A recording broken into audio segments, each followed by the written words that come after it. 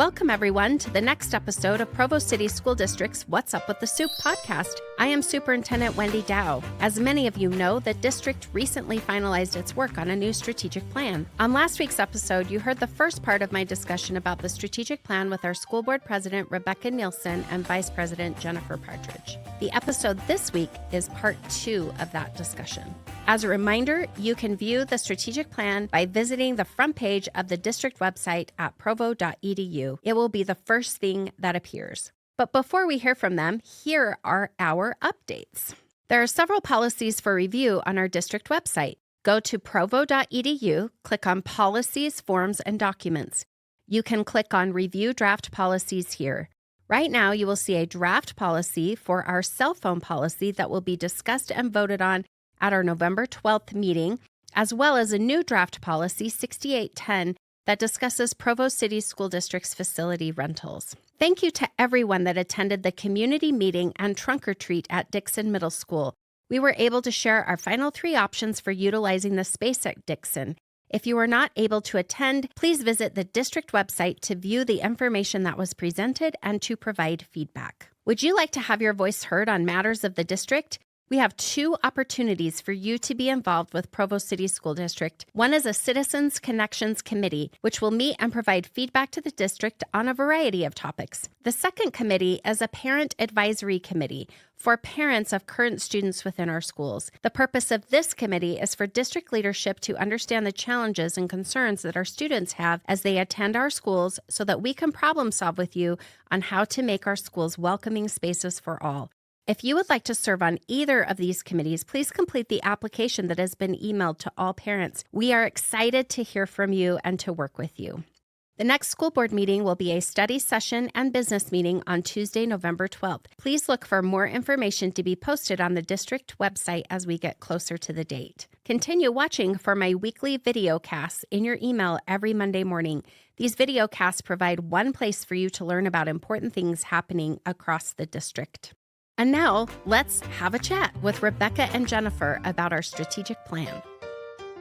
Welcome, everyone, to this week's episode of What's Up with the Soup. We are going to be talking about the strategic plan part 2. And Rebecca Nielsen, our board president, and Jennifer Partridge, our board vice president, have graciously decided to return. So thank you for being here. No problem. Thank you. I'm glad you guys are as excited to talk about this because we could talk about this for a long time. I feel like that's how passionate I am about this. Today, we're going to talk a little bit about the priorities and how we landed on these priorities. Talk a little bit about that process. Like, how do you focus and decide what is the most important thing, or what are the 3 most important things that we want to concentrate on as a district?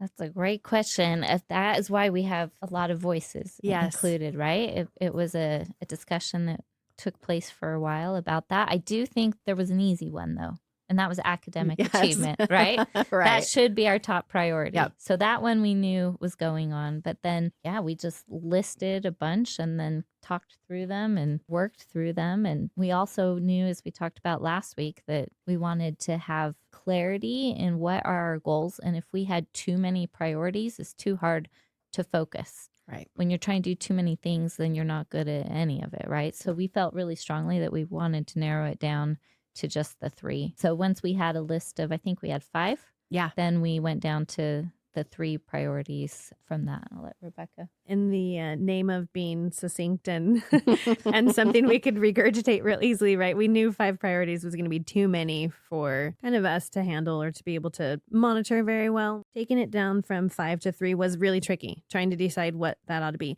But I do want to say that we didn't just completely disregard the other priorities, right? What we kind of did was we tried to kind of marry them together into maybe a broader category so that it could still encompass all the things we wanted to prioritize, but without it being too cumbersome. So this is how we landed on the 3 that we have: academic achievement, wellness and safety, and stewardship of resources. Because we felt like those 3 really encompassed our biggest goals, but also was umbrella enough to even get down into the detail a little bit. It was really fascinating when we did the surveys of the different stakeholder groups and we asked them what those priorities were. And what's fascinating is these 3 rows to the top in almost every single group. And maybe in one group, it was just they were switched in a different order. But that was so reassuring to me because it was like, okay, I made my list. And then all of a sudden the students came in and their list was here. And then the parents came in and their list was there. And then the teachers came in. I was like, okay, Provo City, we've got this. We are on the same page as to what's important. That was really reassuring to me as a leader to see that and to see these 3 things in particular come to the forefront. Absolutely. I'd want to add, like, board members, we have to deal with the political side of things, Yes. right? And it's sometimes easy to get lost in the debates and the hard decisions and things that come up that sometimes, you start to think, oh my gosh, is anyone on the same page here? There's so Right. many competing voices. I mean, how are we going to accomplish what we want to accomplish when there's so many different opinions and whatnot? So like you said, it actually was really reassuring because as a board, and this is one of the reasons why we wanted this done so badly is because we think we know what Right. our priorities are and we're trying to go in that direction, but then to really go out there and gather data and solidify, yes, these are our actual 3 priorities and everyone really agrees on them to some degree. That is so, like you say, reassuring because sometimes there are so many competing voices that these priorities can get lost, right? So this is so valuable because when we are in those kinds of situations, we can go, okay, stop.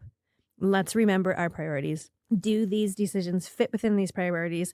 And if they do, then great. Then we know that most people can get on board with this and we can move forward confidently. So it is super reassuring. Can also provide a really good rationale for decision making, right? You can say the reason this was prioritized over this is because it aligns more specifically with our strategic plan. We know this other thing is still important, but we really are using the strategic plan as a way to guide what we're doing. And that's what I'm really excited about as a board member because we are going to have things that we need to decide. And there are so many ways we can use our budgets and our time as a district. So many good things, but what is going to help us most to achieve our goals. And now we know what those goals are, and we have something to guide us in that decision making, which will be very helpful. I hope people will look at this graphic that's on page 4 because we debated about this graphic quite a bit.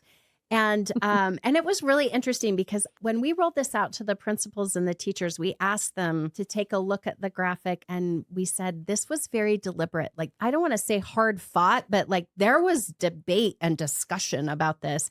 And so we asked them, like, why do you think things were positioned in the way that they were? And what might be the decision-making process that went behind this? And so I'd love for them to hear from you what that was. Okay, so the graphic, we've got 3 priorities, and they each are displayed in a beautiful little circle. And the circles, there's 1 on the top and then 2 on the bottom. So it kind of looks like a triangle. Mm-hmm. And so our priority 1 is on the top, as I think it should be, because it is the top priority, and that is academic achievement. And then on the bottom left side of the triangle is priority 2, which is wellness and safety. And then priority 3 is on the bottom right, the stewardship of resources. And so I think just visually, it helps us see the order of our priorities. They're all connected. They're all there working together, but in the order that makes sense. But then you'll see encircling our priorities are 2 sets of words, I guess. Family and community engagement is one of those. And then the other is opportunity for all. Those had been in our discussions about should these be some of our priorities. Right. At one point we had 5. Yep. And Yep. those were Those the were the other other 2. two. Right. These are still very important to us as a district to engage our families, to engage our communities as we focus on academic achievement, as we focus on wellness and our stewardship of resources. But rather than setting goals in those, they are encompassing, they're part of what we do as we approach our other goals. So engaging with our community and families, as well as providing opportunities for all, making sure that we're reaching all of our students, that we're giving opportunities for all of our teachers to be successful, that we don't leave anybody behind, and that we're thoughtful in our processes as we work towards our goals. Well, and I just want to add like our little marketing things that we have Yes. here on this graphic. This is a fun one too. So if you look at the graphic, the priority 1 circle is blue. The priority 2 circle is orange and the priority 3 circle is green. And those are the 3 colors we have in our logo, right? And that we use and that represent our schools. But then also as you go through the document, you can see all of the data and the goals and whatnot from priority 1 are in blue. And then they coordinate, right? Yep. Priority 2 is all in orange and priority 3 is all in green. So that was just kind of a fun little marketing technique we use there too, to try to make sure that people understand the coordination. If you want the detail in priority 1, you're going to go look at the blue items, right? Et cetera, et cetera. I think one of the other things that we talked about as leaders and in board meetings was we got concerned that if family and community engagement and opportunities for all became separate priorities, we were going to miss opportunities to see how they really were connected and needed to run through everything. That we really can't do this education job of students without our community and partnering with our families. That becomes crucial to any kind of success that we could have. And that we wanted to make sure that those opportunities for our families and our students just wasn't seen as this, well, we're going to do this separately over here. No, it needs to be embedded in academic achievement. It needs to be embedded in how we are providing these welcoming environments that are safe and wonderful for our community, and that we're being smart with our resources so that everybody has what they need to be successful. It's very deliberate in the way that we went about that. And I thought that was really important that we landed there. And our teachers and our administrators noticed that immediately. They're like, well, the reason this is on the outside is because it applies to everything. And we didn't want to make it assume that it was like something separate. So good job. They really got that. And I love the picture of the graduate because I feel like everything is trying to move students towards that lifelong learning piece and towards that engaged citizen. And really that step of high school graduation is what really signifies that. It's not the end, but it signifies us, kind of moving that student into that next phase, right? It's really powerful. So I also love this could just be a poster in a Yes. school, a classroom, whatever. And it's easy to remember and to understand. And what is our focus? Agreed. All right, let's dive in and talk about priority 1, which is academic achievement. And I think one of the things that becomes really important is we really were trying to keep the goals manageable. And we started off with a ton of goals and we got that narrowed down as well. So you guys want to talk a little bit about the academic achievement piece. One of the things that was really interesting was I had a teacher who asked me, why are you so focused on the test scores piece? Why is that so important as the mark of academic achievement? And I thought it would be helpful for us to kind of speak to that a little bit because there's a lot of people diss that. And I think it's an indicator. It's not the only indicator, but why we chose that as an indicator. Well, I think one important thing is if you have a goal, you have to have a way to measure it. And we want to make sure our students are learning. And as you said, test scores is one way that we do that. And really the only way we can easily see where large groups of students are, right? Right. When we have 13,000 plus students in our district, that's one way that we can easily see that. I'm excited for this goal because we do, as a board, we get reports of how our schools are performing overall, but we haven't, in the time I've been on the board, had a clear picture of how that looks from year to year in a comprehensive way. And are we where we want to be? And if not, how are we going to get there? And I think we always are striving for improvement, but I love how this lays out where do we actually want to be. And it's important for our students to be mastering the skills we're teaching them, right? And so I think it's going to be very helpful for us as a district, as teachers, to better analyze. We're doing great in some things. There's room for improvement. How are we going to get there? How can we focus the efforts that we as a district provide for the resources we give to our teachers? What can we do better to support them in their efforts? Because we already know they're working so hard. Right. And they love our students. They want to educate. They want to do wonderful at doing that job. And how can we as a board and as a district better support them in that as well? I think that will be part of our discussion with this. I also love too that we can use test scores as a way to mark our own progress. right? Yeah. It's something that's measurable that we can say, hey, look, last year we were at this percent and this year we're this much better and that gives us something to celebrate, right? Yep. Something to celebrate and a goal to achieve. And I think it just is really a great way for us to be able to see the progress that we're striving for. So I know people don't always agree with the standardized testing. It's a big debate, right? It is. People don't Always. love it. Yeah. Some people don't care. Some people, yeah. But either way, we can see our progress with this, right? And if Right. we are using our priorities correctly, like we were just talking about, right? And if we're really using this document to follow our mission, to follow our vision, et cetera, then we should be able to see that progress, that measurable progress. And this is a way we can do that. I had a teacher say, these are really ambitious goals. And I said, yep, here we go. And I think it's important too that I hope that the message that people get is that we set these goals because we absolutely believe we can achieve them. We believe our students are capable. We believe we have capable employees that can make this happen. And if they need supports and resources to be able to do this, then that's where the board comes in my mind, and district leadership comes in to help provide that so that these goals can be accomplished. But we can't see it if we don't have the metrics, right? Then we don't know where those gaps are and know appropriately where to fill that in. And I think that ease their concern a little bit. I think it always is new sometimes if that hasn't been utilized in the past, and that's going to look like, but I'm actually pretty excited about it. And why not?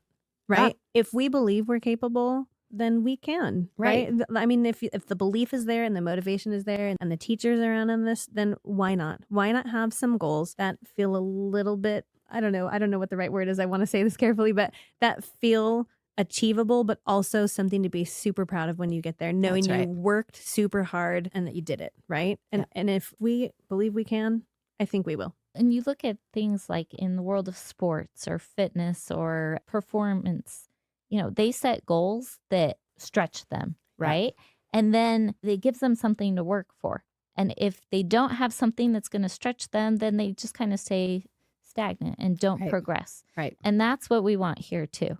And people can rise to the level of expectation that's set for them. Right. And so I think that's good that we have this goal, that it might feel ambitious, but let's go for it. Yep. And reach for the moon, because even if you miss, you'll land among the stars. Right. I love it. You at least get somewhere with it. But I believe that we can get it. Me too.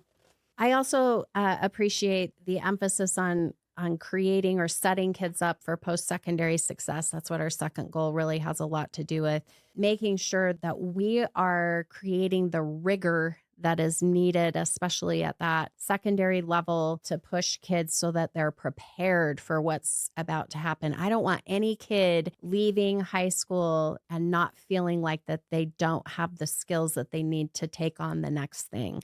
That to me is like heart-wrenching. We have high schools that are putting in place. We want to make sure kids are taking advanced courses. We want to make sure that we're giving them the support and the help. And so that's where that measure comes in. If we're really being true to that vision statement about lifelong learners and being, connected and committed citizens, that's going to be really key to that piece. And I love how that piece also, it's college and career readiness.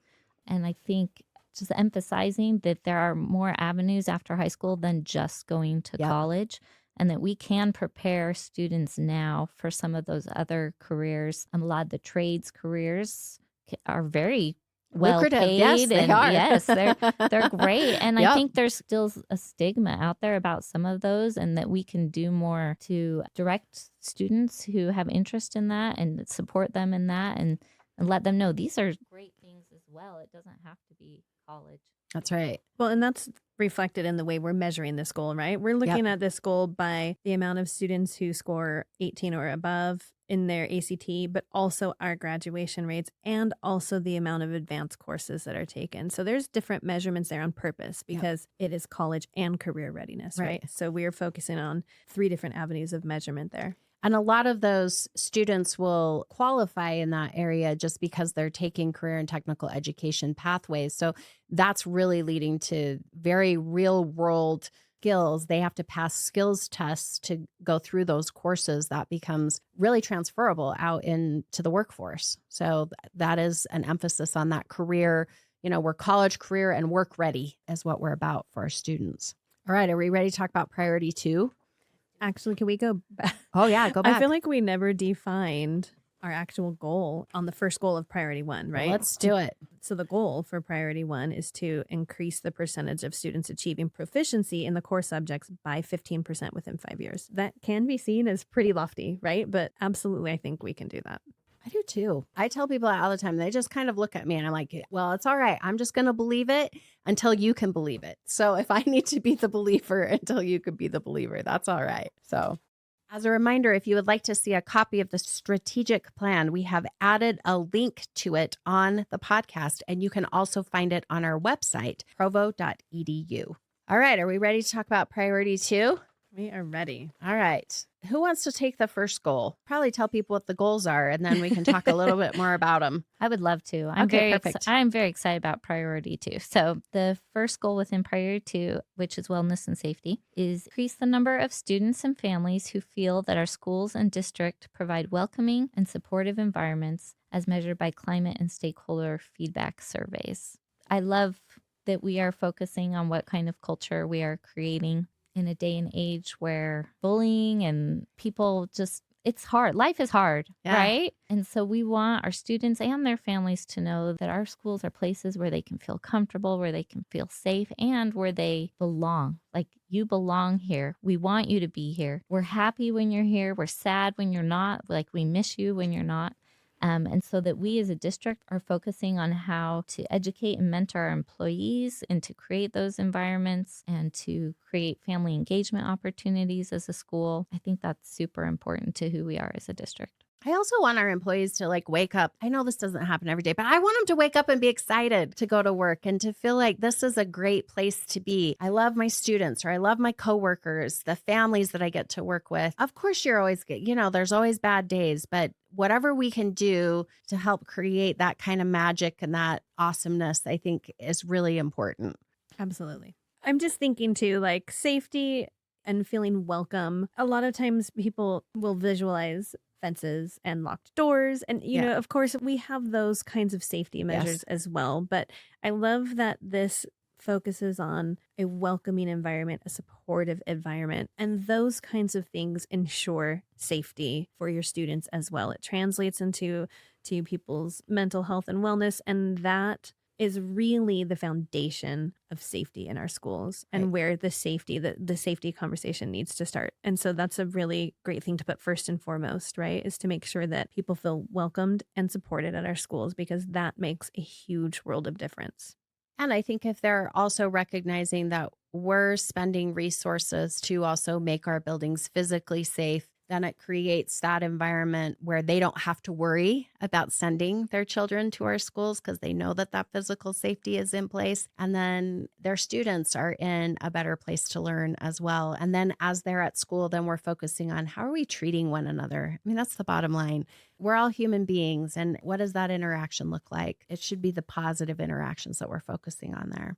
And kind of going along with that, we have a goal about reducing the number of offenses tied to bullying, harassment, discrimination, school safety, physical aggression. We really want all of those to be below 4% total by 2030. And I think that will represent that culture improving over time, right? And so we have a specific way in which we can measure our student behavior. I think the other goal is really about everybody being welcome in the school. But this goal is really making sure that our kids are not being subjected to those specific types of treatment. We've had kindness clubs in our schools for the last 10 years, and those are efforts where students have led out in creating these cultures, right? But now that it's part of our plan, we can focus on it on a more comprehensive level with our teachers, with our administrators, with all the kids in the school, not just the members of the club, right? And I think just take those efforts to a higher level, and that makes me very excited.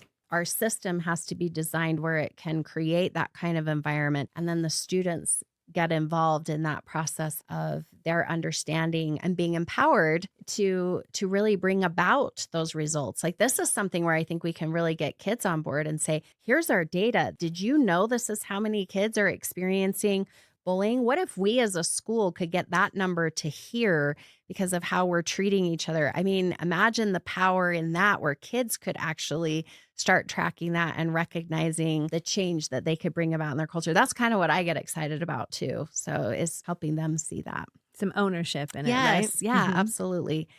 And then, of course, we always want kids to be at school. We know that kids are often absent. And this goal talks about chronic absenteeism.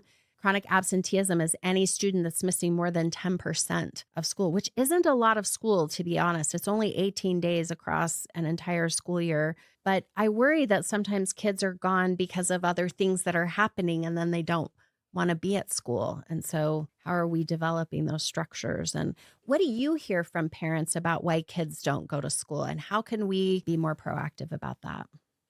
I actually was having a conversation with a parent just today about how their child just showed up at home one day and decided they were just going to go home. And sometimes I think kids are missing school because people don't realize the importance of actually being in school, right? If you are not there, you can't learn. That's just how it is. It's just very simple. But if you're not there, you can't learn. And I think in our culture, we've gotten a little bit relaxed about school attendance. And I get it, right? We don't want to be ridiculous about it, right? If a kid needs to miss a day of school, totally not a big deal, right? We can make up things. But at the same time, we need to emphasize the importance of actually being here. And I want to say post-COVID, right? I don't want to blame everything on COVID, but post-COVID, we've actually had pretty big issue with chronic absenteeism in our schools. And I think a lot of people maybe even just got used to having complete flexibility with school. That's true. Which is great, except for that it's causing problems, right? Right.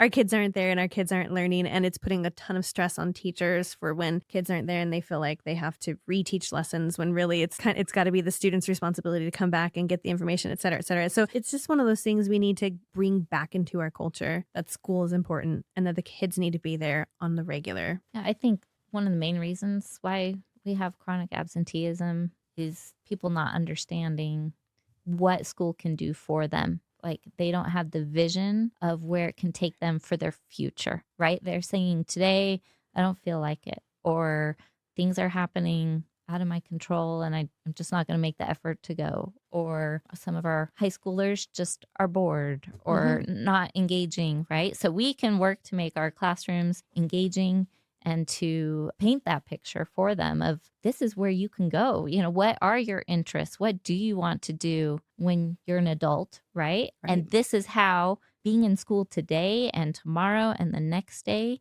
it might feel a little mundane sometimes, right? But this is really exciting because this is where it's going to get you. And all the things that you're going to learn are going to help you be the person you want to be when you're 20, 30 years old, right? Well, and I think too, one of the things parents have talked to me about is it would be helpful for them and their children together to start seeing all of those opportunities that are available at a younger and younger age, so they can start setting their kids up in those habits. So that's been a task that we've assigned to a couple of our directors on our leadership team to start figuring out what does that look like? What are the messages that we need to be sending? Because then when those opportunities are opened up, sometimes those kids are far behind and then they can't take advantage of those opportunities. And those are exactly the things that would keep them engaged in school and really help them to the greatest degree. So I think we're moving in the right direction for that. Let's talk about priority 3, which is stewardship of resources. I think this is something that I think we've been moving in the right direction of being a lot more transparent, trying to communicate a lot more with the community about what we're doing. Talk a little bit about how we landed on this as a priority and what does it mean? Stewardship of resources it can sound a little over the top, but I feel like it's a really good description of what it is that we're trying to convey. So tell us what you hope the community gets out of that. We're given literal resources, right, to help educate kids, whether it's funding through the federal government or through the state government or through property taxes, right? Those are our resources. I mean, like our physical resources. We have our buildings, we have our students, we have a lot of resources here. But as board members and as superintendent, as teachers, as staff members, we have a stewardship over those resources to protect them and use them wisely, right? And this is why we want the community to be involved and why we're trying to be more transparent, because we want people to understand exactly how we are using the resources and why we're using them the way that we are. because we don't want people to feel like we're not using things correctly, right? And there will always be debate, right? There will always debate on how to use them and where to spend funding and whatnot. But that is actually one of the reasons we have this document, right? To help us guide us in those decisions. But we want to be more transparent. We want people to have their questions answered and for their first thoughts not to be like, oh, what is that school district doing again, right? That's not where we want people's minds to go. We want them to know, oh, well, I don't have questions because I heard it on the superintendent's podcast or on her weekly update or these emails we keep getting from the school. We want the communication to be so open that there are no questions or suspicions, right? You know exactly what's happening. And even if you don't agree with that, you at least know, right? And you can see our reasoning behind it and you can know why we're doing it the way we're doing it. Right.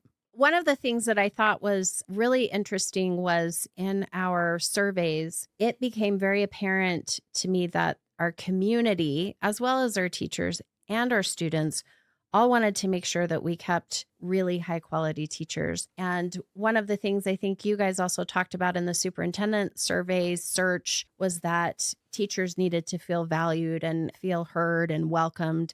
And so I think that goes along with this goal. So talk about this first goal a little bit and kind of the reasoning behind it and how we're hoping to really accomplish this. First of all, I want to say that our teachers are our biggest resource. Yes, they right? We want to take care of them. They are the ones that are with our students every day, impacting lives, educating our students, and we value our teachers and we want to keep them here. We, for a while as a board, have been very focused on increasing salaries and finding other ways to let them know we appreciate them and we value them. And recently, as we've been evaluating how can we best support our teachers, we have found the first goal is increase the retention of high quality teachers who are between years 5 and 15. That our teachers there is where we needed to put more effort into so that we have a lot of new teachers. We have quite a few more veteran teachers, but we did not have as many in the middle. And the more experience our teachers have, the better that they can support our students. So we don't want to have people here for a year or two and then move on to somewhere else, right? So we do want to put more effort into all of our teachers, but especially that group of them. So some of that is with salaries, a focus on salaries, but also one of our other strategies that we have listed in the plan is to provide support for all of our employees with professional development, giving them the skills to be effective in their jobs so that they know that they're supported. They know that they can feel confident in what they're doing. They're getting results in the student achievement aspect that we're all focusing on, right? And then they're happy to be here because things are working well for them and we're working on their pay as well, those kinds of things for them. Yeah, it's amazing if you feel or can actually see your effectiveness, then you want to stick around. Like that feels pretty good. So I think that's really important. I think too, when teachers are given the support they need and they're able to increase their skills, that makes their job that much easier. It's not easy to be a teacher. You are in a classroom with kids all day long, right? Anyone who's a parent or anyone who's been with kids, like, that's a long time to be with kids and it can be tiring. It takes so much energy and enthusiasm to keep up your happy, demeanor all day long as a teacher, right? And if there's any way we can make the teachers' jobs easier for them, that's going to help us keep those teachers, right? And so giving them better skills will help make their jobs easier. Any way to help make them feel appreciated and supported is going to make their job easier. I like that that's a part of this goal as well, because like you say, you want them to be happy and excited to come to work every day, right? Yes. And this plays into that. If their job is extremely difficult and draws all their energy out of them on a daily basis, there's no way teachers are going to stick around, right? So we need to, as a board and as a district, make sure we're understanding and helping our teachers get the environment that they need to be excited to come to school every day. So I love that this is in here as well, because like Jennifer said, I mean, we love our teachers. We need our teachers. And we have incredible teachers in the Provo School District. I wish everybody could see what we see by being in the district. We see all the amazing things all the time. And it's so hard to convey that out to the public without inundating people with information. Yes. But I wish they could see how amazing our teachers are. We want to keep them. We want to keep them all. We want them to be supported and empowered and ready to show up to work every day. So this is a great goal to have. It's when somebody reaches out and they say something like, I heard that these things are happening in schools. I'm like, just come with me. I'm going to take you to a classroom. You're going to see magic happen.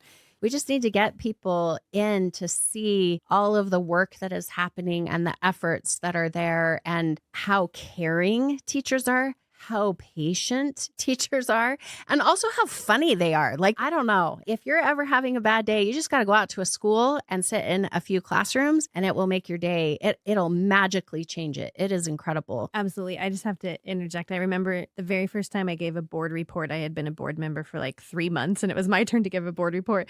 And all I could say was, I am absolutely amazed at what happens in this school district.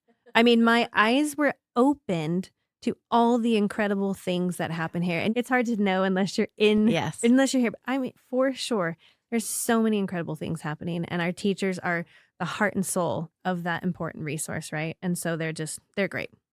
Our second goal is also about improving communication, particularly about decision making, about how we're allocating our resources and facilities management. And we want to improve that by 15% over 5 years, really just asking the public, do you feel like you're more informed, right, about why we're making the decisions that we are, or kind of the guidelines that we use to make those decisions? Talk more about that, because I think you guys get a lot more questions about those decisions since you handle a lot of our larger budget items and they hear about those discussions in board meetings. Talk about those processes and how you hope the strategic plan will help us with that and help us with that transparency and communication piece. Well, I'd like to give an example. So That'd be great. before I was on the school board, I was asked to be on the 2013-2014 Facilities Advisory Committee. And at that time, they were looking at all of our buildings and evaluating them. And then the committee was tasked with giving a recommendation to the board on should we rebuild. And as a committee, we looked at it and went, we have a lot of schools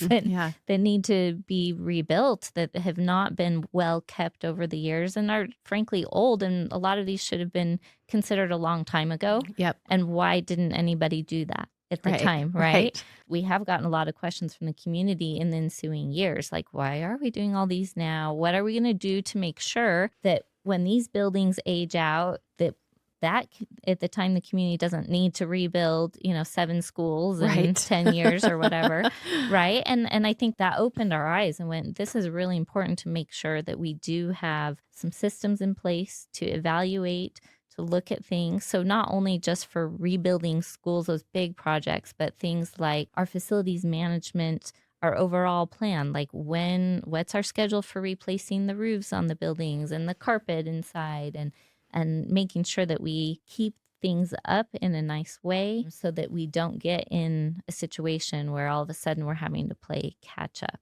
And so I think that's one piece of this goal, an important piece. And so we're already working on that as a district to create those management plans. I also love that this is one of our goals, improving communications about all these decisions that are being made, because really, if we want to be good stewards of these resources, we have to communicate that to people, right? They have to know how it's being done. And communication is obviously key. And I think if you ask our communications department about what they hear all the time, it's always like, we need more communication. We need more communication. They hear it so often. And that truly is key to, most things out there, right? You have to be able to clearly articulate exactly what's going on for people to feel satisfied, right, about what's happening. And so I love that that's one of our goals. And that is something we have been working on already, but this is such a good goal to have, to remind us that, hey, we need to continue with this. We need to make sure we are being very transparent and clearly letting people know what's happening. So just recently we had a meeting at Dixon to help people understand the process we're going through and where we're at in the process with, making a decision on the Dixon building and what's going to happen at that site. And we actually received a question at that meeting, why are we having this meeting before we get, such and such pieces of data that we don't have yet? Yep. Why are we trying to, look into these solutions before we have all the data? Well, here's the answer. The answer is because we're trying to bring you along on this process. No, we're not ready to make our final decision yet. Right. And yes, we do still have missing pieces of data that we need to fill in before we can make our final decision. Absolutely. And we will never make the final decision until we have all those pieces of data in place. But we don't want to just make an announcement at the end and then everyone wonder, whoa, where did this come from? Yeah. And how on earth did we get here? No, we want to bring you along on this process, especially on these bigger decisions, right? Facilities type things. Like, we need you involved. We need to hear your feedback along the way. Those are things that have been lacking a little bit in the past. And we want to do better. We want to be better. We want your opinions. We want your feedback. Because if we want the community to be happy about what happens, we need everyone to be invested, right? And so this is why one of our goals that we've been working on and why we have been trying to have more meetings. I mean, I don't know if everyone's noticed getting little postcards in their mail more often, I know. Here right? we go. You're going to get a lot of postcards from us. You're going to be invited to a lot of meetings, but that's because we want you to come along on the process. And not only do we want you, but we need you. We need people in on this process. And I'll just add to that, one big reason why is because actually it's not just those of us in leadership at the district that are stewards of these resources, but it's our whole community. That's right. Right? We're all taxpayers. We're all the community members here. They are our students, our children, right, that we're educating. We as a community are stewards of these resources. And so we do want you involved in the process, in the decision making, and want you to know why we are making the decisions that we are making. I think sometimes we get concerned that someone might question a decision. I know you guys don't get concerned about that because people question decisions all the time. I know people question my decisions all the time, but it's okay. Like, we might still disagree, but that doesn't give us license to not talk about the process that we use to get there. Like, it is really important to be clear about that process when we can be. Like, sometimes not when it comes to how we spend money and things like that, but I probably overshare information. People always, my whole team says I over communicate. That's all right. But I think that's really important. I think it's a real strength of our Board of Education. So absolutely. And honestly, when you do communicate, and dare I say over communicate, it really does lessen the amount of questions you're going to get anyways in the end, right? Because if you can answer those questions up front, then people are happy with that and they don't have reason to feel worried, right? They know the answers because we've clearly communicated. We had two principals that served on the steering committee. We had Brooke Dalby from Centennial Middle School and Jamie Davis-Leachy from Lakeview Elementary. And one of the things that was really interesting is they shared with all of the principals, and I just thought it would be great to share it here and share it with you, is that they loved the process of the strategic plan and that it took time, that there was a lot of feedback and back and forth, and that things were very deliberate. And one of the things that they both said was, we really felt like that the board listened to all of the stakeholder groups. They were very conscientious in making sure that they were incorporating what each stakeholder group valued and felt was really important in the education of the children in Provo. They asked really good questions and they really wanted to get at the heart of it. And I wanted to convey that to you because I think it's really important that you hear that this is a process that sometimes people feel like could just be a checkbox. And they said it absolutely felt the farthest thing from it. It felt like a very genuine way in which they could participate in the process. And so I think that speaks volumes to the direction that you're taking the district. So I just wanted to share that with you. Well, thank you. And thank you. It is not just a checkbox because this is not going to be a document that just hangs on a wall that no one looks at or goes in a drawer, but this is going to be a guiding document. We're going to be talking about it a lot in our district and our board meetings. It's going to be something that really guides our work and an important thing for us for these next 5 years. You as board leaders, speak to our employees. How would you like us as teachers, administrators, superintendent to be utilizing this document? What does that look like to you? That's a fun question because I remember at the very first steering committee meeting, someone asked, tell me what you want out of this. Like, why are we doing this? I can't remember the exact question, and I stood up. I remember answering the question saying, hey, this has been on our docket for a while because we want something that literally guides every decision that's made in the district. We want people to think of this document when they're making their own school improvement plans or when they're trying to decide between this good thing and this other good thing and which one is better or which one is best, right? That is what I hope, and hopefully by example, as the board using it as our guiding document, that people do as well, that this truly guides all the decisions that are made. Does it fit within our strategic plan? Does it fit within the goals and the priorities? and the mission and the vision, does it fit? And if it does, that's the direction. That's how we want you to make your decisions and your choices. So that's what I hope for. That's what I really want it to be, is something that people truly think of. And this is one of the reasons why we tried to make it simple, something easy to remember, because when you are in the middle of that decision making, you can go, okay, welcome, educate, inspire. Does it fit? Yeah, it fits. Great. Let's go with it. Right. And so that's really what I hope. That's how I really want people to use it. That was a great answer. I'll just add, first of all, that every employee is a part of this. Yes. Like they all can make a difference in whatever sphere they are in, whether they're a principal, a teacher, a nutrition worker. Like we all have our role to play in this plan, and we can't do it without all of you. You're all a part of this plan. But I do hope that they will use all of this as a guide for themselves, right? To how can I, in my role, welcome, or how can I help either myself or the students I interact with growth or empowerment, right? Like pick something to start with, work with your teams, work with your school on how does this plan fit into what you do every day in our district. It's so easy for meetings to get caught up in like business items and you're not really getting at the root of what your work is supposed to be. And sometimes those things have to happen, right? There's a lot of management that goes into a large organization. But I do think it becomes really powerful when we can start to say, of these things, which one do we believe is going to help support academic achievement? Or what piece needs to be in place before the school can move in this direction? We're missing something. What is that thing? It starts to change conversations. I'm hoping it will continue to do that, but it's pretty fun for me to watch that. So we're pretty excited. Just as a reminder, you can find a copy of our strategic plan. It is linked in this podcast. It also can be found on our website at provo.edu. Who would you like to thank, Rebecca and Jennifer, for helping us with the strategic plan? Because lots of people were part of this process. There is such a big list. So many. It actually makes me almost makes me nervous, but yes.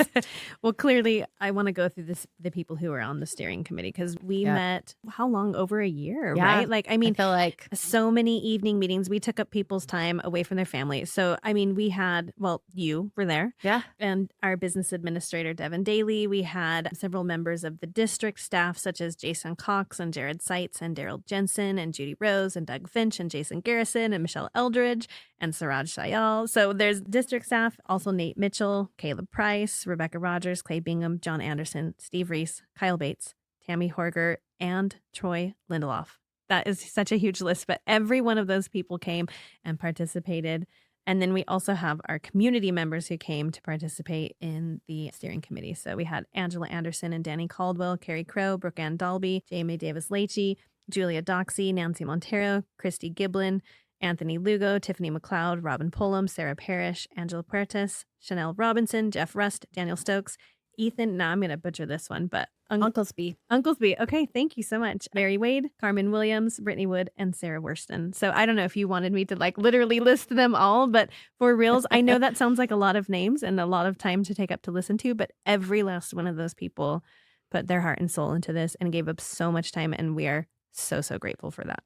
I also want to give a big shout out to Shauna Sprunger, because she is the one that helped us design the strategic plan and get everything right. Like, it's fabulous. Just that was really important. And Michelle Eldridge and her team, Ari Lecheminat, was also like, she's a really good proofreader. If you need something proofread, you give it to Ari. She's going to help you out. So I know that Michelle's team, Tiffany and Tawny and Ari, I think we were all camped out down here in communications, just going through every single thing with Caleb and Shauna. And so we couldn't do this without them. And then she nagged me about it so that Caleb and Shauna could get this to the printer in time as well for all of our professional learning. So it really does take a whole team of people.